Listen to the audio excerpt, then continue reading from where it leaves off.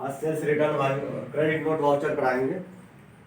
General और sales purchase हो गया था, ठीक है। क्रेडिट नोट में सेल्स रिटर्न का एंट्री करते हैं। सेल्स रिटर्न मीन्स हमने कुछ सेल किया है, वो हमें वापस आ रहा है, कुछ सामान खराब होने की वजह से रिटर्न हो गया, हमें वापस मिल गया, तो उसकी एंट्री हम sales return credit note voucher में करेंगे। इसकी शॉर्टकट की कंट्रोल F8 है। Sales return transactions are recorded in credit note voucher और सेल्स रिटर्न हमेशा always credited in this voucher. हमेशा क्या होगा? क्रेडिट होगा सेल्स रिटर्न, ठीक है। सपोज कर लो कि हमने सेल किया 2000 का कोई सामान, उसमें से 200 रुपए का वापस आ गया, सेल्स रिटर्न 200। क्रेडिट कौन होगा? कैश, पेटी कैश। हमने सेल किया था, उसमें से 200 रुपए का सामान किसी वजह से हमारे पास वापस आ गया, तो सेल्स रिटर्न का लेजर बढ़ाएंगे। सेल्स रिटर्न डेबिट होगा, जितने का सामान वापस हुआ उतने अमाउंट से डेबिट होगा, और कैश में उसी टाइम हमें पैसे मिल गए तो कैश को हम क्रेडिट करेंगे। नहीं, हमने कैश दिया ना, सेल हमने किया था, हमारे पास वापस आ रहा है, तो हम कैश वापस कर रहे हैं उसी टाइम, तो कैश जो है क्रेडिट हो जाएगा। और अगर चेक से दे रहे हैं तो बैंक अकाउंट हमारा क्रेडिट होगा। क्रेडिट बैंक अकाउंट उतने अमाउंट। और अगर उस टाइम पार्टी ने पैसे नहीं दिए, हमने पे नहीं किया, उधार में किया, सेल्स रिटर्न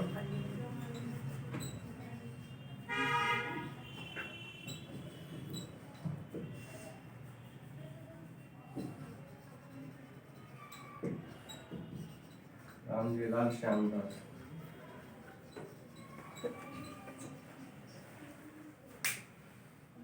सेल्स रिटर्न हमारे पास आया, अगर कैश में पेमेंट हो गई, हमने कर दिया तो कैश क्रेडिट होगा, चेक से पे किया तो बैंक अकाउंट हमारा क्रेडिट हो जाएगा, और उस टाइम अगर हमने पेमेंट नहीं किया तो पार्टी को हम क्रेडिट करेंगे।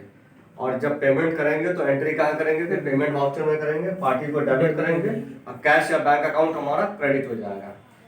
इस तरीके से एंट्री हम करेंगे क्रेडिट नोट में, ठीक है। नेक्स्ट एंट्री है डेबिट नोट।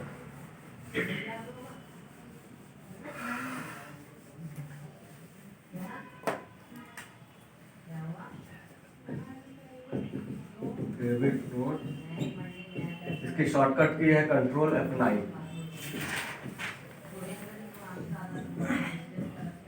परचेज रिटर्न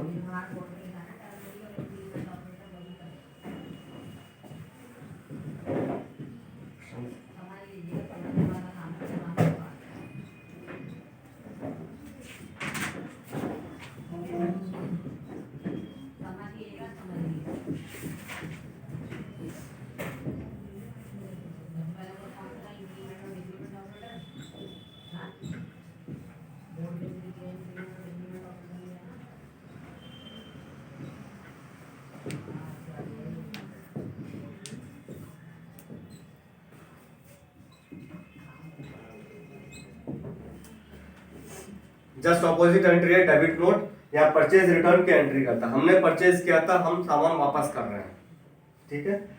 तो हम सामान वापस कर रहे हैं तो इसकी एंट्री डेबिट नोट में करेंगे।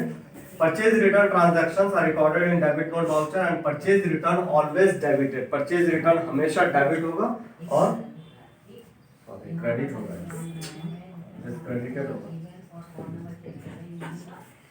Purchase return always credited in this voucher, ठीक है। अब क्रेडिट किसको कराएंगे? अगर हम एंट्री करते हैं तो परचेज रिटर्न हमारा क्रेडिट हो जाएगा, डेबिट क्या होगा? कैश या बैंक अकाउंट। अगर उसी टाइम हमने कैश में पे कर दिया, हमने परचेज किया, हम वापस कर रहे हैं सामान, हमें उसी टाइम पैसे वापस मिल गए, तो कैश को हम डेबिट करेंगे। और अगर चेक से पैसे मिले,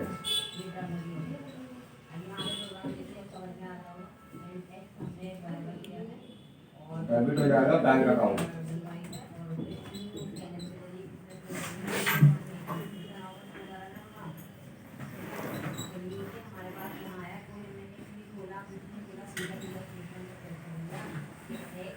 अगर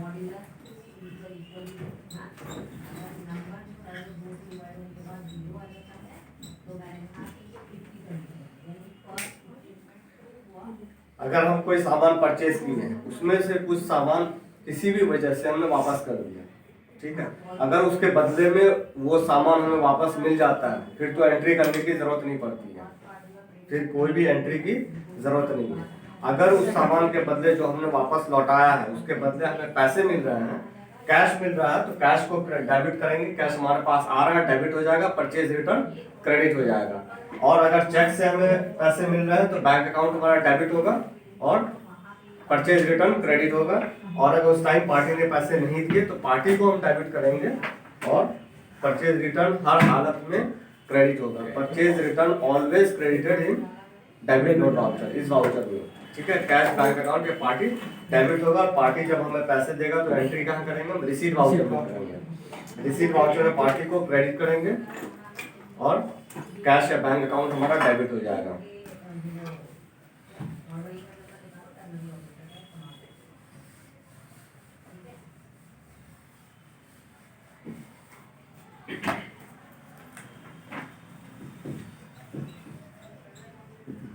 रिवर्सिंग जर्नल, नेक्स्ट एंट्री है रिवर्सिंग जर्नल।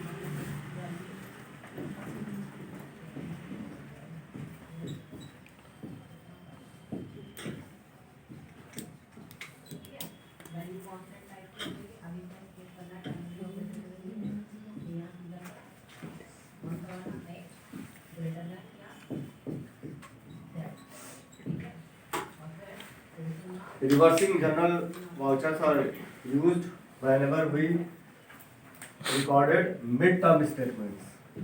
जब भी हम मिड टर्म स्टेटमेंट्स का मतलब है कि हम फाइनेंशियल रिपोर्ट जो है 31 मार्च को हम निकालते हैं, ठीक है। तो उस दिन हम जनरल वाउचर में एंट्री करते हैं, कौन से, नॉन कैश ट्रांजैक्शंस और एडजस्टमेंट एंट्रीज की एंट्री करते हैं 31 मार्च को। अगर मिड टर्म स्टेटमेंट्स निकालना हो, यानी बीच में कभी हमें स्टेटमेंट्स निकालना हो, फाइनेंशियल रिपोर्ट्स निकालनी हो, तो हम क्या करते हैं, फिर एंट्री हम रिवर्सिंग जर्नल में करते हैं। जो नॉन कैश ट्रांजैक्शंस है और एडजस्टमेंट एंट्रीज है वो कहाँ एंट्री करते हैं, रिवर्सिंग जर्नल में, ठीक है। जैसे क्वार्टरली रिपोर्ट निकालना है या हाफ ईयरली रिपोर्ट निकालना है, तो 3 मंथ में निकालना है, 6 मंथ में बहुत सारी कंपनीज निकालती है, तो उन कंडीशंस में हम रिवर्सिंग जर्नल में एंट्री करेंगे। या आज बॉस ने कहा कि आज मुझे बैलेंस शीट निकाल के दिखाओ, आज मुझे देखना है फाइनेंशियल स्टेटस क्या है कंपनी की, तो आज तक के जितने भी सारे डेप्रिसिएशंस हैं और जितने भी लायबिलिटीज और एसेट्स आने हमारे पास, पैसे आने या हमें पे करने, वो सारी रिकॉर्डिंग हम करेंगे कहाँ पे, रिवर्सिंग जर्नल में। रिवर्सिंग जर्नल में इसलिए करते हैं कि नेक्स्ट डे आके हमें एंट्रीज को सही करने की या डिलीट करने की जरूरत नहीं पड़ती है।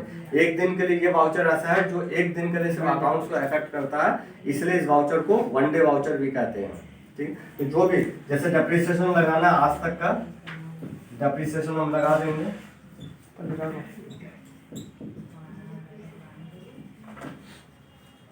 क्रेडिट हमारा एसेट्स क्रेडिट हो जाएगा,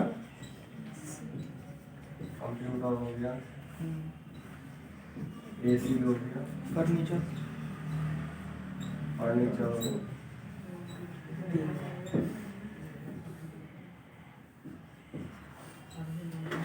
ये डेप्रिसिएशन लगा दी, आज तक के जितने भी जो डेप्रिसिएशन लगाने वो लगा देंगे। दूसरी हमारी जो, ये तो हो गई नॉन कैश ट्रांजैक्शन, जो एडजस्टमेंट एंट्रीज है, जैसे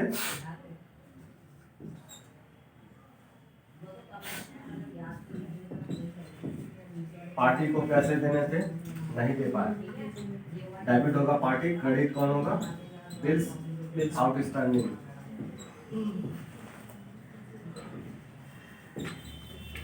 आज तक पैसे देने थे, आज पैसे नहीं दे पाए हैं, तो वो एंट्री हम करेंगे। पार्टी को हमें देने थे 8,000 रुपए, तो डेबिट पार्टी हो गया और बिल्स आउटस्टैंडिंग हमारा क्रेडिट हो गया।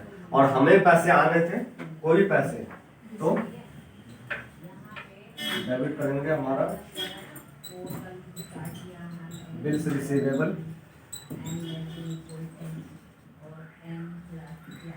ये करंट एसेट के अंदर में जाएंगे और क्रेडिट होगा पार्टी।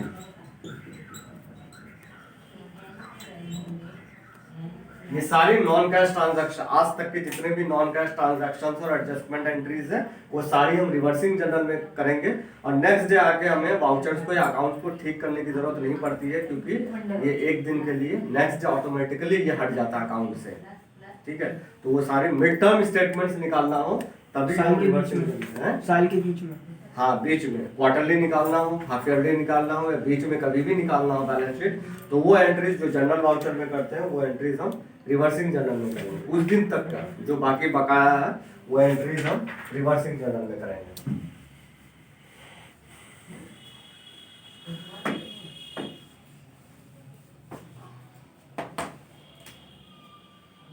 नेक्स्ट और लास्ट वाउचर है मेमोरेंडम, कंट्रोल F10।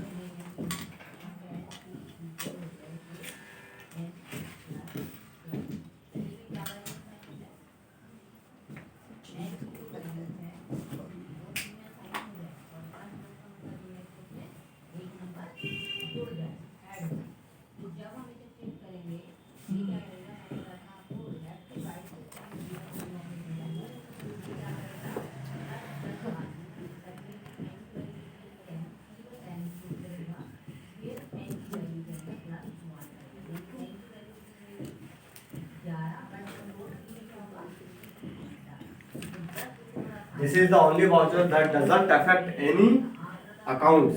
ये वाउचर ऐसा है जो किसी भी अकाउंट को इफेक्ट नहीं करता है। ये वाउचर सिर्फ याद रखने के लिए यूज किया जाता है। मेमो रजिस्टर होता है, the voucher store the transaction in that memo register. एक छोटा सा चिप होता है, मेमो रजिस्टर होता है, वहां जाके ये रिकॉर्ड कर जैसे फोन में मेमो पैड होता है, जैसे फोन में मेमो पैड होता है, हाँ वैसे इंटरनल सॉफ्टवेयर होता है, मेमो रजिस्टर होता है, वहां जाके स्टोर कर लेता है ये। इसको जैसे डेबिट, सपोज कर लो कि फर्नीचर खरीदने के लिए हमने 5,000 रुपये दिए, कैश दिए, क्रेडिट कैश, ये उनको दे दिए पैसे 5,000 रुपये कि कोई चेयर या टेबल खरीद के ले। अब हमें नहीं पता कि कितने का आएगा, ये बिल नहीं आया अभी तक। याद रखने के लिए इसको ट्रांजैक्शन हमने मेमोरेंडम वाउचर में रिकॉर्ड कर लिया। ठीक है, अब जब बिल आएगा तो एंट्री हम जिस वाउचर में करनी है, परचेज वाउचर में या जिसमें भी करनी है, उस वाउचर में हम एंट्री कर देंगे। इस वाउचर में एंट्री करने का ये फायदा है कि अगर इसको डिलीट नहीं भी करना भूल गए तो कोई फर्क नहीं पड़ेगा, हमारा मेमो रजिस्टर में याद रहेगा।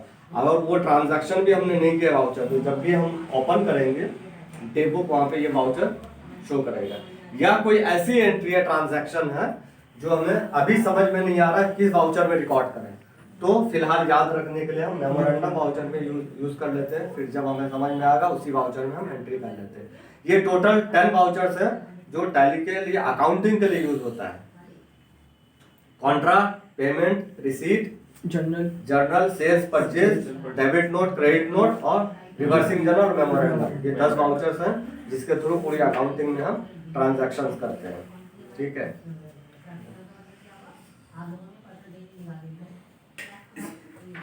हमारे चैनल को सब्सक्राइब करें, लाइक करें और बेल आइकन जरूर दबाएं आगे के एजुकेशनल वीडियोस देखने के लिए।